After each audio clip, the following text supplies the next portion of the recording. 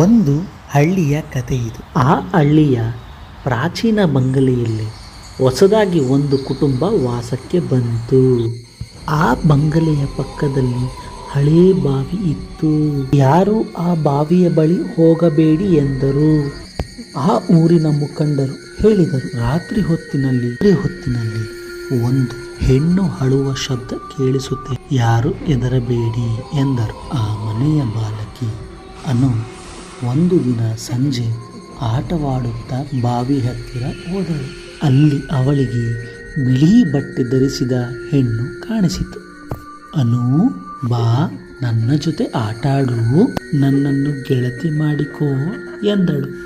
ಅನು ಮಲಗಲು ಹೋದಳು, ನಿದ್ದೆಯೇ ಬರಲಿಲ್ಲ. ಅನು, ಬಾ, ನನ್ನ ಜೊತೆ ಆಟಾಡು, ರಾತ್ರಿಯೆಲ್ಲ ಕರೆಯುತ್ತಲೇ ಇತ್ತು. ಅನು ಬೆಳಗ್ಗೆ ಎದ್ದಾಗ ಬಟ್ಟೆಯೆಲ್ಲ ಕೆಸರಾಗಿತ್ತು.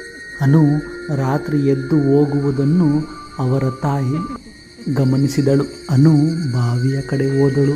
ಅವರ ತಾಯಿ ಹಿಂಬಾಲಿಸಿದರು. ಅನು ಬಾವಿಯ ಕಡೆ ಹೋದಂತೆ ಹಾರುತ್ತ ಮೇಲೋದಳು. ಅವರ ತಾಯಿ ಕಿರ್ಚಿದಳು, ಅನು ಅನು ಅನು. ಅದೇ ರಾತ್ರಿ ಊರಿನವರ ಸಹಾಯದಿಂದ ಬಾವಿಗೆ ಪೂಜೆ ಮಾಡಲು ಪ್ರಾರಂಭಿಸಿದಳು. ಬಾವಿ ಒಳಗಿನಿಂದ ಬಿಳಿ ಬಟ್ಟೆ ತೊಟ್ಟ ಸ್ತ್ರೀ ಹೊರಗೆ ಬಂದಳು. ಮಂತ್ರವಾದಿಗಳು ಮಂತ್ರ ಹೇಳಿ ಆ ಸ್ತ್ರೀಯನ್ನು ಓಡಿಸಿದರು. ಆದರೆ ಇವತ್ತಿಗೂ ಆ ಮನೆಯ ಹಿಂಭಾಗದ ಕಿಟಕಿಯಿಂದ ರಾತ್ರಿ 12 ಸಮಯದಲ್ಲಿ ನಗುತ್ತಾಳೆ, ನೋಡುತ್ತಾಳೆ, ಅಲ್ಲಿಯೇ ಇದ್ದಾಳೆ.